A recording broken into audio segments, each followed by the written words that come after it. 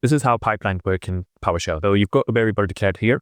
It gets all the files from this folder and stores them as objects. So everything is stored as objects in PowerShell. So this variable is now going to hold all the properties of these files within here. Then the next thing is we're passing these files, which are objects, to the next function or command let. And then this function basically takes the output that we had here, and that variable is passed into the next command let. And then it takes a condition. This condition is declared using these curly braces. Then you're going to process each item. So by using $_ and the length. So how do I know its length? Because as you get with IntelliSense, these are all the different properties that you can do. And one of them is called length. So here we go length, and we're going to say anything that is less than 1 MB, filter those files out, store them in this variable here, and then show the small file. If I run this code, then as you can see, we've got the output here. I've got 2 text files here, which are less than 1 MB. But what you can do is you can simplify this code so you don't have to declare these variables and do it in one line. So here, pipelining the output from here into the next one and then displaying that. So if I run this line now, we got pretty much the same output. But you can see it printed some additional information such as the directory, the headers, and so on. If you don't want any of that, you can simplify it even further. So output from this one, the filtered list, will now get passed into the next one. So here, select object and expand and full name. The expand property, what it basically does is all these filtered lists